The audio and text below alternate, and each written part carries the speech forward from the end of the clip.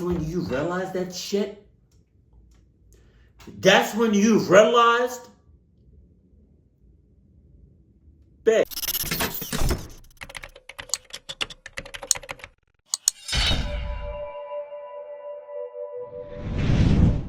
Stop!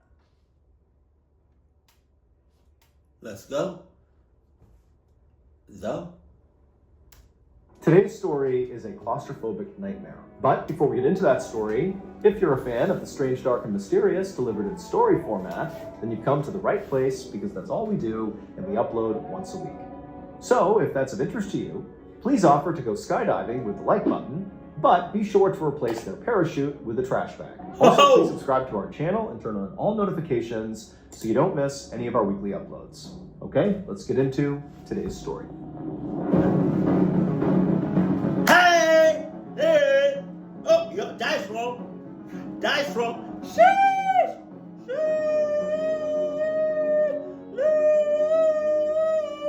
Leash! A little after 3 p.m. on March 22nd, 1959, a 20-year-old British college student named Neil Moss stood in a cavern about 1,000 feet underground in northern England. Oh. And as he stood there, he was staring with excitement at this dark hole right in front of him. How is that exciting? How is that exciting? That is not exciting. I got the burpees. Excuse me. I immediately got either I got anxiety by looking at it. And you talking about you got excited. The things that excite people kind of bothers me. And that Neil was standing inside of was known as Peak Cavern, and it was one of the biggest and most twisting cave systems in the entire country. In fact, it was so big that at one point, an entire village of 30 rope makers lived inside of this cave. And then also, after those rope makers, the cave system became a hideout for criminals and thieves because there were so many secret passageways and basically places to hide inside of the system. So basically, Peak Cavern was a pretty famous place. And as a result, basically all of it had been mapped out or at least explored by scientists and spelunkers, except for this hole right in front of Neil. It was an entrance to a tunnel that nobody even knew about. Neil and the amateur exploration group that he was a part of had discovered this entryway about 2 weeks earlier. Now, neither Neil nor anybody else in this group had actually gone into this hole yet. And the reason for that was it was pretty dangerous. I mean, the opening to this tunnel was pretty small. It was 1.5 feet by 2 feet wide at the opening. And just looking down into it, I mean, it's a dark hole that you really can't tell how tight or how far it even goes. And so once you went inside of it, you know, the deeper you got, the higher the risk of entrapment. And so whoever actually went into this hole really needed to be prepared. But Neil and the rest of his amateur exploration group really felt like it would be worth it to try to go down this tunnel. Not just because nobody had done it before, but specifically, they thought there was a chance that beyond this tunnel, basically deep underground, if you followed it long enough, it could lead to another big open chamber. It could. But it also can lead to some clunkiness. This whole cave situation, all the different pathways and tunnels and sheds that lead into other sheds, they got the whole thing is clocked up. It's clocked. Dead ass. You got it. It looks nice. Like look at, I'm seeing that, like the picture and shit with the light. It looks nice. Turn off the light, dark as shit.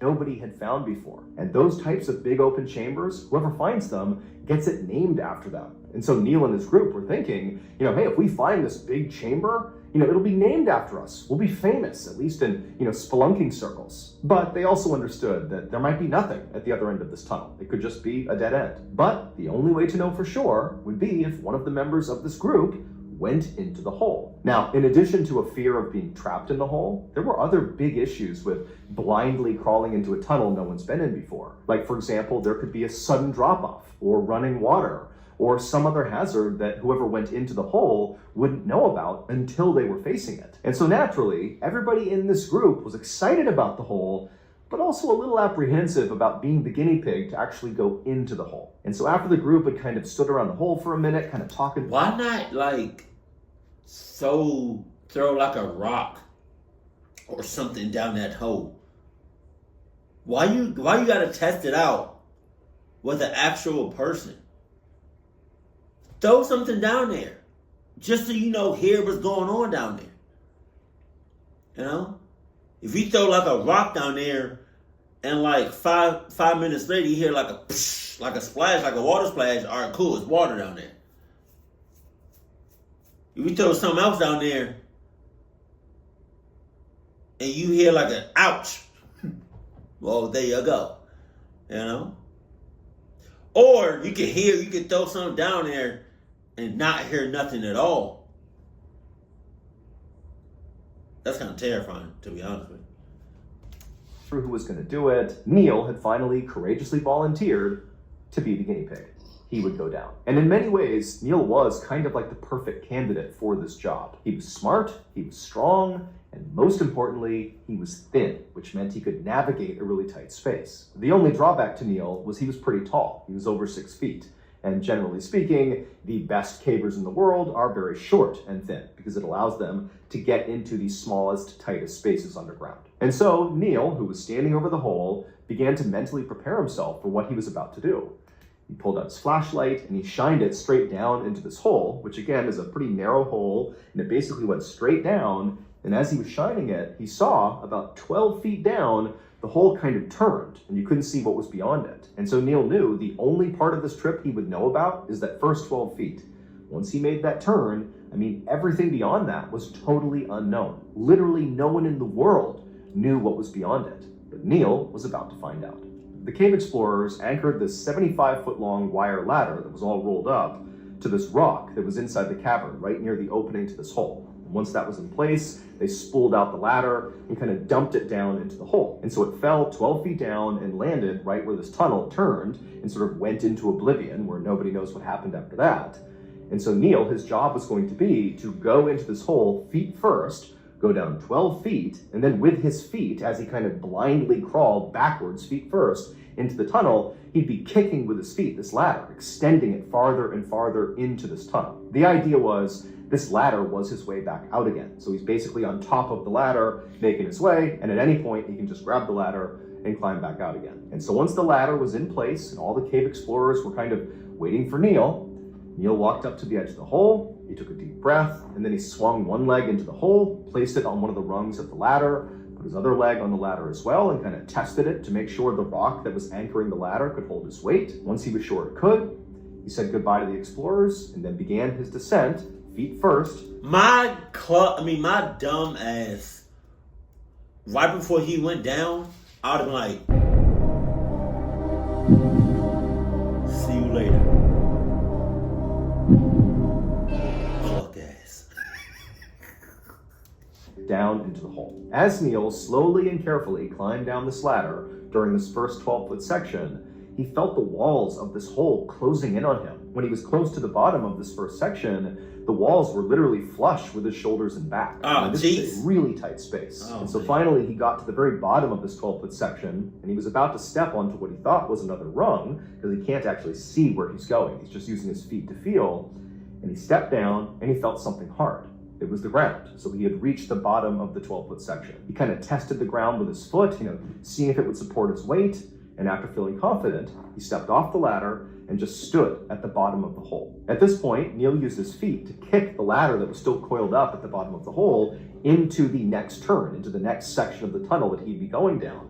And as soon as he kicked it, he heard it kind of spool out as it tumbled down this next section. However, it was not a straight drop like this first section was. This next section he'd be going into was more of a gradual decline, just based on the sound this ladder was making as it tumbled down. And so after the ladder had stopped making noise and he knew it had stopped, Neil gave one final look up at his friends above, gave them a little wave, even though he could barely move his hands because it's so tight around him, and then he got down on his stomach and feet first began shimmying himself down into this next section. Man. Now, during the first 12 feet and during the initial turn into this new section, Neil had been able to turn his head and basically look down and see where his feet were going. But after only a few feet of going into this new section, the walls had become so tight on his body that he couldn't even move his head. He really was blind and had no idea where he was going. Now, for a lot of people, this would have been a claustrophobic nightmare. Neil is in this unbelievably tight space. He has no idea what's going to happen next. He doesn't know if it's going to get so tight he'll get wedged in there. It's cold, it's damp. I mean, it's pitch black in there. He does have a headlamp, but his head is like kind of pressed to the ground and he can't really move it. So, he's not really able to look around him. And periodically, as he was shimmying his way down deeper into this tunnel, he would dislodge rocks from the wall and he would hear them strike the wall as they tumbled down into oblivion. He had no idea if these rocks were tumbling into a dead end or if they were tumbling off a ledge somewhere, a ledge that he wouldn't be aware of until he got to it. But for Neil, this environment was something he thrived in. It was why he was so drawn to cave exploration. As much as cave exploring was a physical exercise and a physical test, it was much more a mental test. I mean, can you handle being in these tight spaces and persevere? Hell no. Hell no. You got it. Out of all the things in the world you could have fell in love with, you fell in love with this clock shit. Oh my God. More power to you, brother. And continuing on when you're all by yourself and it's like dangers all around you. And also, Neil just loved being alone and in the dark. So cave exploration was like perfect for him. When Neil had made it about 10 feet down this new section, his feet touched the rolled up section of the ladder. And so with his toes, he kind of gave it a kick and the ladder tumbled for a second and he could hear it. And then it just kind of vanished altogether, like the ladder had gone over a cliff. And so Neil realized, very likely, just beyond his feet, even though he cannot see it, is a ledge. And very likely either a drop-off or a new cavern. The thing they hope is on the other end of this tunnel. And so this was exciting for Neil. He felt a rush of adrenaline. There's a new turn in the tunnel, and for all he knows, this is the cavern they're looking for. Or it's just another section of tunnel he would have to explore. But either way, he's making progress. And so Neil very carefully scooched backwards until he felt the edge, at which point he let his legs go over the edge, he found his footing on the ladder, and it was at this point when he kind of turned around a little bit that he could see this was not some big open cavern he had found, it was just a turn in the tunnel system. It was now going back to basically a vertical hole, big enough to fit inside of, but Neil has no idea how deep it goes or what it leads to. But Neil was totally undeterred. He lowered his whole body into the section, got on the ladder, and began descending. And very quickly, as he began this descent, the walls of this section, this new vertical section, were so tight, it was about 18 inches in diameter. Yo, he just came from a tight ass. He just came from.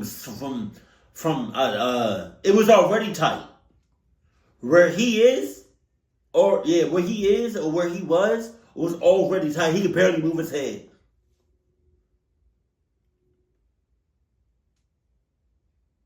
And now you're about to go in somewhere tighter? Calm the hell on, bro. Ain't no way, bro. Ain't no way, boy. That he actually couldn't just go straight down. His body didn't fit just trying to maneuver down. So the only way he could get himself to go down further was to shimmy himself side to side like a corkscrew. Is it that serious? Is it that serious? Huh? Tell me! I probably scared some people that wasn't paying attention. Is it that serious, my brother? I mean, you could probably fit, but you got a big ass head. Pause. Oh my God, bro, this is insane. Basically forcing his body deeper and deeper into this hole. And so Neil continued doing this for an additional 18 feet down in this new section of tunnel, which put him at a total of 40 feet down into this tunnel from the entrance where the rest of his friends were. And when he got down there, 18 feet down, he went to step onto the rung to continue his descent, but his foot hit rock. And he felt around with his feet, and he realized this tunnel did not lead to a big new chamber. It instead was a dead end after all. Now, just to be sure, Neil actually kicked as hard as he could. He's kind of restricted, but he kicked with his legs as much as he could to see if maybe this wasn't a true dead end. Maybe it was just an obstruction and he could clear it. But he could tell, after a few stomps, This was not moving. This really was the end. Now, part of Neil was disappointed because he was hoping that by doing this, they would discover this big new chamber and they'd get it named after them. But on the other hand, he was also relieved because by this point, it was extremely claustrophobic, even for... You know what's crazy? Is this the definition of being stuck between a rock and a hard place? Or what does that mean? Like physics, like in a literal sense. You have a rock.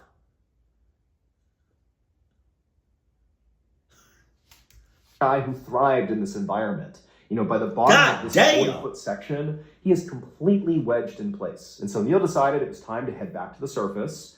But from where he was at, he couldn't even hear his friends. He's way down deep in this tunnel. It's totally pitch black. And so what he needed to do was just begin climbing back up this ladder. And then, you know, about halfway up, he could call up to his friends and tell them, hey, you know, I'm returning. But remember, to get to where Neil is, he has literally forced his body down into this tiny hole, basically corkscrewing himself as deep as he could get. And so he's totally restricted, and his arms are basically by his side, and his hands are basically pinned in front of his body. And so Neil tried to grab the ladder, which is literally pressed up against his chest, to begin the ascent. But even though his fingers could touch the rungs of the ladder, he couldn't actually move his arms to pull himself up the ladder. He could just hold the rung. That was it. But Neil had been in similar situations before, and what you do is you just use your legs. You drive with your legs and push your body up until your arms can go above your head, and then you continue the ascent. However, his legs also were basically in the same situation. It was so unbelievably tight around his legs that he couldn't lift his legs up. He could just basically wiggle his feet. Basically, there was no way physically for Neil to get himself out. He would need his team up above to pull him out. And so Neil began shouting as loud as he could, trying to get the attention of his friends up above. You know, at least whenever he breathes or talks or anything like that, it's he doesn't get deeper inside the tunnel. It's like he's stationary. He's not gonna move. I think that's better than like taking a breath and then you get more deeper inside the tunnel. Yeah, no, you're clumped to the max. You out of here. Hey, I'm stuck, pull me out. And then also, as best as he could with his hands on the rung, he kind of pulled on the ladder, signaling to them like, hey, get me out of here. Now, he couldn't really hear anything up above. It was sort of muffled, and he couldn't tell if they were yelling back down to him. But as he was holding onto the ladder, he felt a little bit of tension, suggesting they were pulling on him. However, as he held on, waiting to be pulled up and out, he didn't budge. Like, despite the tension on this ladder clearly coming from the surface from his friends, he wasn't moving. And that's when Neil realized he had made a critical mistake. That's when you realized that shit? That's when you realized? Bitch. I'm sorry.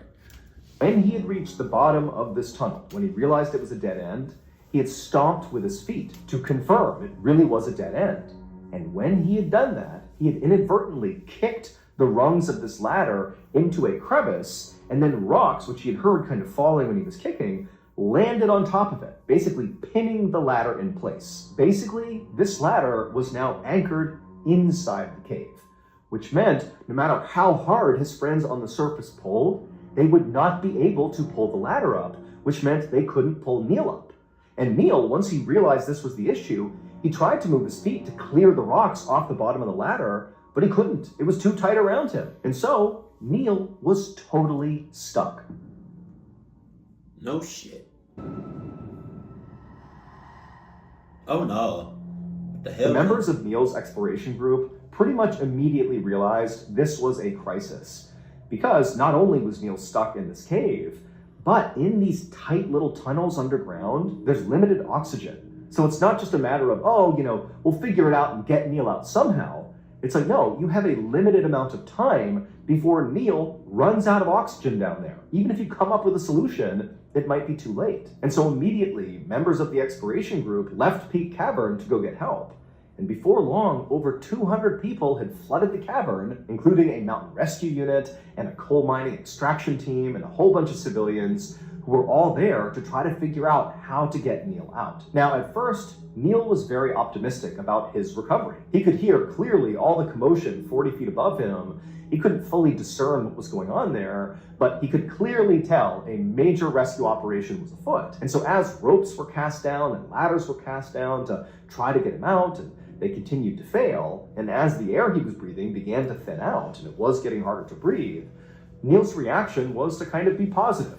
He actually began cracking jokes and calling up like, hey, how much longer do I have to wait down here? But as the minutes turned into hours and none of the efforts by any of the rescuers were working, Neil began to panic. His heart was racing, not only from his nerves, but also because he was running out of oxygen. He had begun to grit his teeth really hard to kind of control his fear, but he was really starting to lose it. At one point, the rescuers threw down an oxygen mask for him to breathe because it was clear the air was becoming a real issue. But even though the mask literally tumbled down and hit him right on the head, so it's right here, he couldn't get his arms up to put the mask on. And so there it is, salvation, but he couldn't use it. And so before long, Neil sort of began drifting in and out of consciousness. One moment he'd be calling up to his rescuers, asking for an update.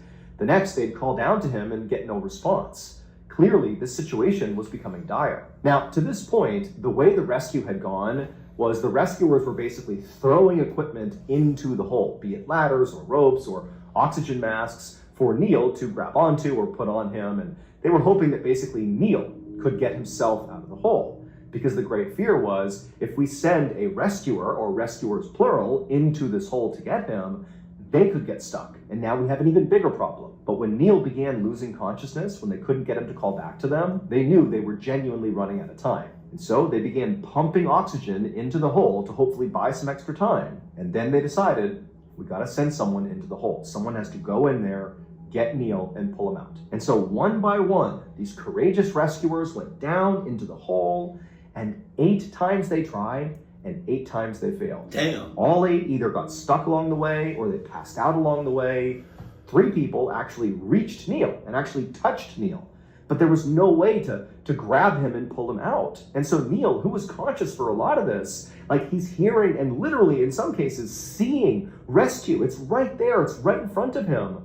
But it just didn't work. By the time the 8th man was pulled back out of the hole, they could hear in the hole this horrible sound, which was Neil gasping for air. Even though they were attempting to pump air into this hole, it wasn't enough, and Neil just couldn't fill his lungs with enough oxygen. And so the rescuers yelled into the hole for Neil to just hold on. They were gonna get him out of there, just be strong, hold on. But by this point, Neil, he wasn't even saying anything back. He just continued making these awful gasping sounds. By about 7 p.m., when Neil had been stuck in this hole for 4 hours, the rescuers decided to send one more guy into this hole, this really small civilian. And he went down there with a rope to attach around Neil and hopefully pull him out.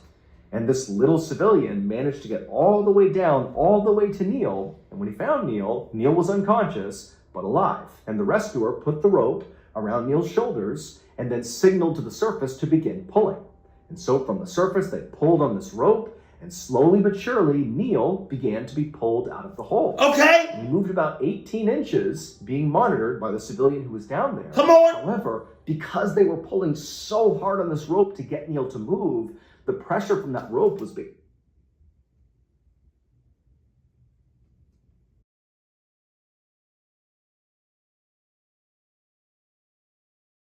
Okay, so let me just tell y'all the bullshit that just happened real quick. I had a blackout, and my electricity company, Georgia Power, I have the app, and they said something along the lines of sorry for the inconvenience. Power should be restored in an hour. Hour and a couple of minutes went by, and I was like, it's going to take longer than I expect. Mind you, I was already recording this reaction late in the night. So I was tired. So I let an hour go by. Another hour. Then I started getting tired. 4 hours went by. I was knocked the hell out. So this is why I probably look different. I feel like this is a different shirt. So this is I'm recording the same reaction, but just on a different day. Don't make promises you can't keep. Come on now. I'm good now. I had to back up. Let me back up the video for like a couple of minutes because I'm not. Are we good now? I'm just saying. An hour turned into 4 hours and I passed out. Now it's the next day. We good. Okay. Let me back up a couple minutes. Jesus. For y'all, it's like a second. All right, let's go. And then signaled to the surface to begin pulling. And so from the surface, they pulled on this rope, and slowly but surely, Neil began to be pulled out of the hole. And he moved about 18 inches, being monitored by the civilian who was down there. However, because they were pulling so hard on this rope to get Neil to move, the pressure from that rope was basically crushing Neil's chest, and he stopped breathing. And the civilian who was down there with Neil noticed it and yelled up to the group to stop.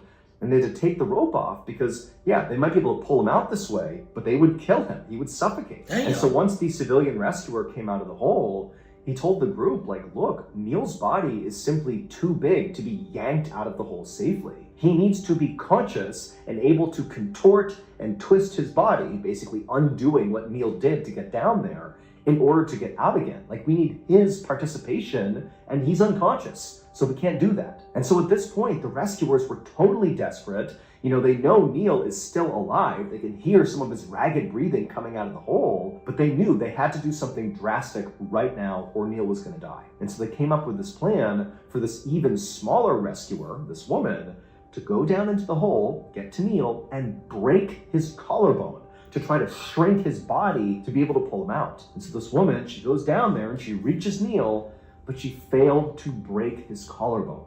And so she too had to come out of the hole, leaving Neil behind. And so once the woman came out of the hole, it became clear to the rescuers that Neil was not getting out of this hole, even though he was just 40 feet away. And at this See, now if I was there, because you know I got the Adidas blood on deck, I would have went down there, been like, what's up, player?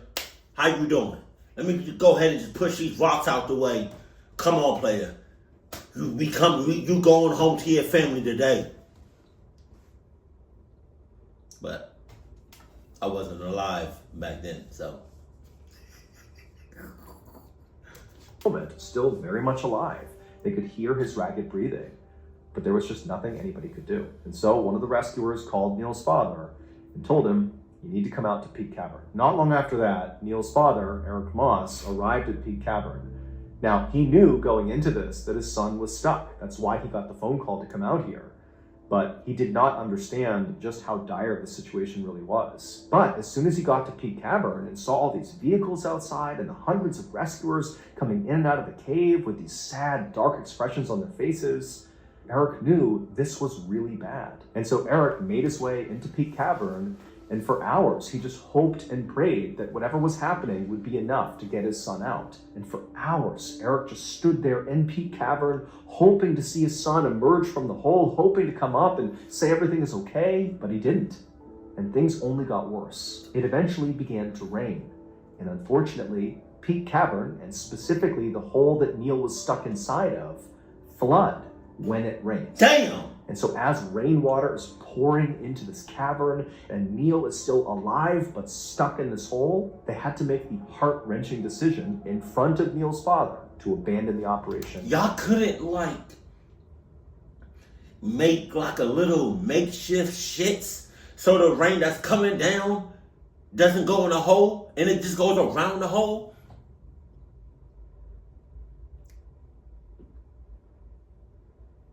Damn. And get out of the cave, knowing Neil was going to die. Rescuers were finally able to get back into Peak Cavern at about 3 a.m. on March 24th, which is approximately 36 hours after Neil got trapped. By this point, the rains had subsided, the flood had cleared, and so they went in there hoping for a miracle. And when they got to the hole and listened into it, they actually heard Neil still breathing. He was still alive, but it was very clear he was at the end of his life. And all they could do was just sit around this hole and listen as Neil took his last few final ragged breaths. And then eventually they listened as Neil took his final breath, and the hole went silent. Now, at this point, it was too dangerous to send anybody back down into this hole, and so no one could get physically close enough to Neil to actually confirm that he really is dead. However, after the hole remained silent for quite a while, a doctor who was on site did walk over and declare Neil dead. And so at this point, the rescue operation became a recovery operation. However, as rescuers were getting ready to go back down into the hole to retrieve Neil's body, it was at this point that Neil's father, Eric Moss, who had been there this whole time and had been witness to the doctor declaring his son dead, it was at this point that he stepped in and said, "Stop, get everybody out of the cave. I don't want anybody else to lose their lives." And so ultimately, Eric made the decision to leave his son's body where it was. Eventually, once it was 100% certain that Neil really must be dead at this point, they would fill in the hole that Neil had climbed down inside of with loose rocks from the cave, entombing him inside of it forever. And in his memory, the tunnel that Neil died inside of was named after him. It's called Moss Chamber. Damn. I don't even know what to say. Like I feel bad for him, but at the same time, the thing that he fell in love with got him clucked up. Like,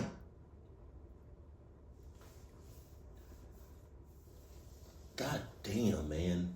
Anybody that's doing this shit, please, man, just, oh my God. Oh, man. Oh.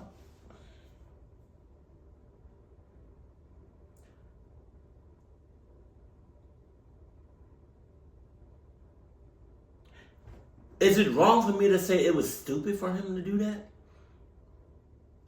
Because at a certain point, you going down the hole, and you gotta do all this, and you.